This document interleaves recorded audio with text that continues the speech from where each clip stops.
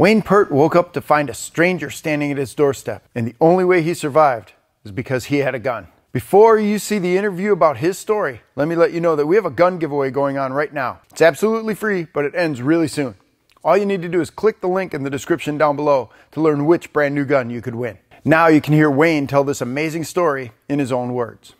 When a blue alert goes out, Sheriff Grady Judd knows one of their own is in trouble. Well, it's immediately all hands on deck because something terrible has happened to a law enforcement officer, and the suspect's not in custody. The 10-hour manhunt ended when Medema was killed Wednesday morning. Investigators say he tried breaking into a home in Dixie County and got into a shootout with the armed homeowner.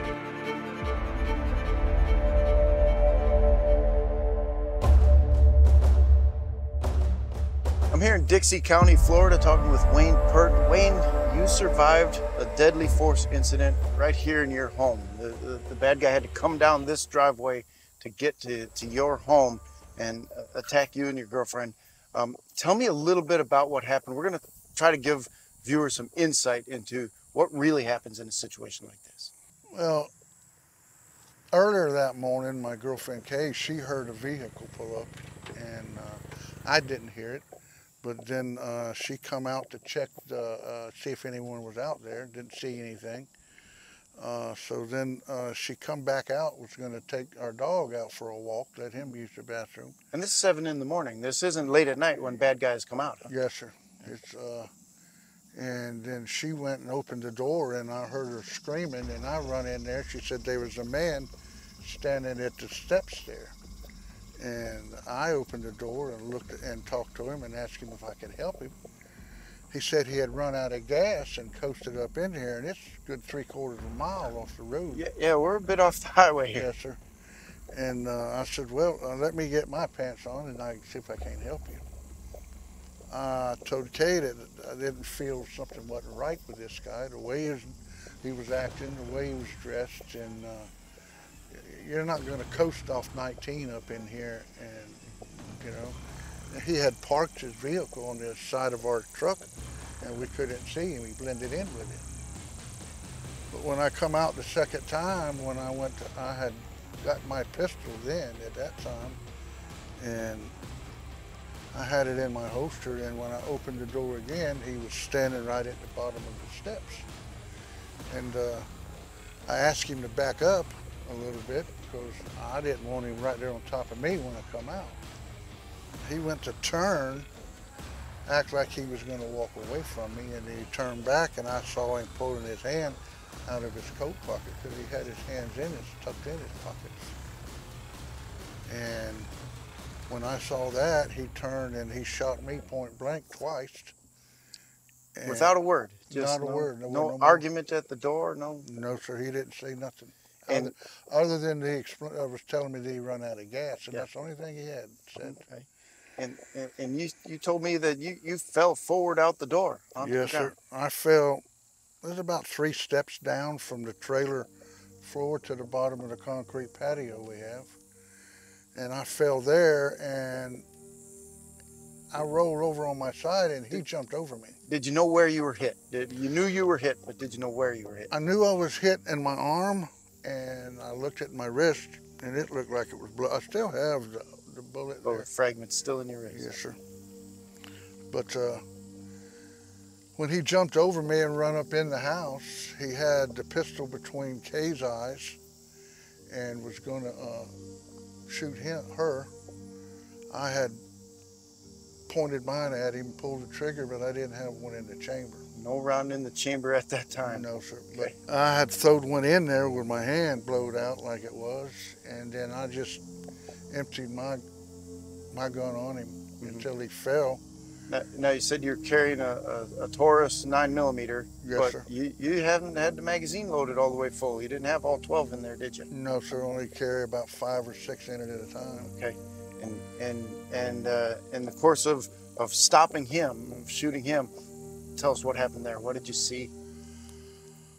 Well, every time I was laying on my back on the concrete when I was shooting at him, because he took his attention off of Kay. She run in a bedroom right there, and my dog, Ryder, he was biting at his feet, and he took his attention off of her and was going to shoot him. and that's had me time to throw one in the chamber and take him out. Yeah. I kept shooting until he fell, because I had run out of bullets there, and he dropped his pistol, and then I got up from where I was laying and went in there and picked his gun up. And I understand that from the police reports and the information afterwards that he had other guns on him at the time, and there's potential for him to continue fighting. Yes, sir. Even though he's shot and kind of down. Yes, sir. Through the FDLE people, a lady, she said he had 2 more pistols underneath of his vest right there he had. And he acted like he was going to get up, wanting to get up, because like I didn't know what he had underneath of that big coat that he had. And I shot him with his pistol. Okay. Well, that immediately stops the threat, and that's exactly what we want to do at that point. We want to stop. Yes, sir. Now we'll get into the what I'm calling the not so exciting parts of this, but still information everybody needs to know is your girlfriend Kay ran in the other room. Yes, sir. You wounded in the shoulder and in the hand. You checked on her. What was she doing there? She thought I was dead, because when she came out from where I originally positioned her, told her to stay there, and then when he run up in there and was pointing his gun in her face, she ran in her room right there, and there was a shotgun in the bedroom, and she went after that because she thought I was dead. She thought, and I believe he thought I was dead as well, because he shot 2 more times at me as I was falling, and how he missed me, I don't understand that. Yeah. But all I can say was God was with me to shield me from them other bullets. Yeah. And then dealing with some immediate first aid. Did you, as we walked around, I saw there's a first aid kit hanging in the porch area there.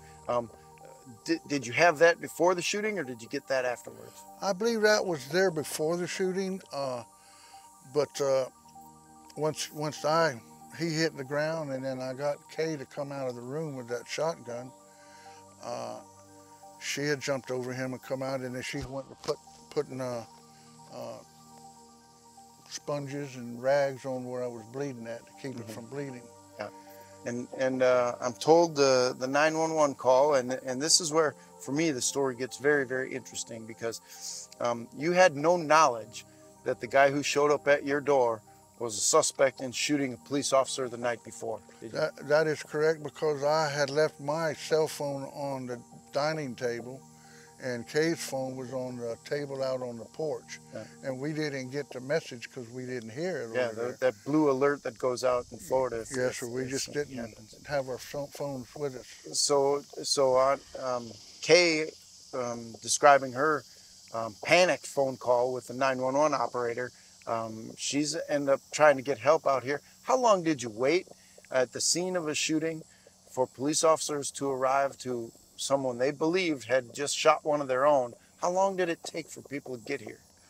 You know, that's sketchy in my mind, because it all seemed like after the initial stuff was over with, and it just seemed like everything was going in slow motion to me. Yeah. But I don't think it was over 25, 27 minutes or something like that. Right. I called 911 as well when Kay was on it, but I was calling Taylor County 911. We were right on the county line here, yes, Taylor and Dixie County. Yeah, and they had told me that I was in Dixie, so I need to talk to Dixie County. And I said, okay, and I hung up, and I had called Kay's cousin. He came. He lives right over there, and he came here, and he took over the 911 call for her, because she was so upset she couldn't hardly talk well. Oh, I imagine. I can imagine. What were you thinking during that 27-minute wait?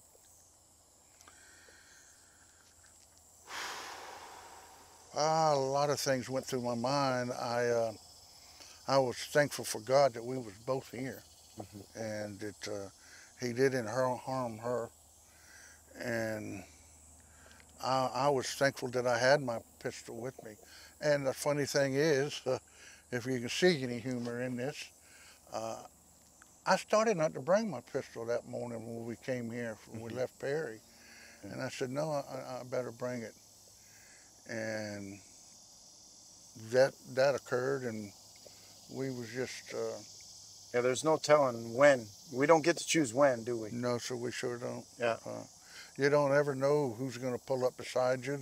You don't know what the person next to you is thinking.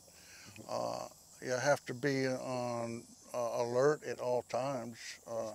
The way the world is today, what I'm seeing. In that situation, if you could do it over, or if you had to do it again, would you do something different? Well, that's hard to answer because every situation is different. So I don't know how I could have done anything any different than what did happen and went down. At first, I had to find out because I didn't know he was a fugitive. Right. Yeah. I tried to take him as being legitimate, needed some help, but I didn't trust him. But I don't know what else I could have done any different. And you just can't open the door and start shooting a fellow on your porch. Right. That's exactly true. You know, we want to make that clear to everybody that and that's what they always tell us is we don't get to pick the time or the place or the circumstance. Yeah. And you being ready, you having your gun with you at that time, and this was what prior to 7 a.m. The 911 call was at what 10 minutes after 7. Yes, sir. I think Kay was about 10 after 7, 11 after 7, or something like that. And yeah, it was early. I hadn't even had a cup of coffee yet. Yeah, that'll get your heart started, though, wouldn't it? That facing down a deadly assault like that. So now, for people who are watching, what happens after? I mean, when take us through. How are you guys doing now? What's the situation now that this is? People say it's over, but it's not over. What's it like? Well, I'll need everyone to understand and know it. First of all, I hate that I had to take a human life. That bothers me. But under the circumstances, I'm dealing with it. And I hope and pray nothing like this ever happens to us again. The wounds, they heal, but the inside stuff, it takes a little longer because you lose trust in people, and that's a bad thing to do. Yeah. Kay, she's been so distraught with this. It's going to take a while for her to overcome this. You said she's not working now. She had been a flight attendant, or is a flight attendant, but is off on leave now? Yes, sir. She is off on leave now because of this situation and everything, because she's not good around people and tight places because she's so scared. But she's coming around. She's coming out of it. I'm very glad to hear that, and I'm very glad to hear she's getting help. That's something that we need to remind people that that's available, and folks should take advantage of it. Wayne, I really want to thank you for taking the time, for sharing this very, very difficult incident with us, discussing what happened, and being helpful to the rest of the folks that you never know when this stuff's going to happen. You never know what you're going to do until you face it. And I think you did just an exemplary job. Outstanding. Well, I thank you for that. And I know the folks that, his folks and all the band's folks, that they're all victims. Just like Kay and I, I can't imagine the stuff he put them through, and I hate it for them. Yeah, it goes far and wide. You never know just how far all of this stuff goes. It's not just that 10 seconds of the shooting. No, sir. Well, I'm glad you're here with us, Wayne. Thank you very much. Thank you, sir, and I appreciate y'all. Thank you. It's a true story of self-defense. We interviewed an armed Lyft driver who was carjacked to help answer these questions. Should I carry a gun while driving? And what does a carjacking actually look like? Just click the video next to me to watch this must-see interview.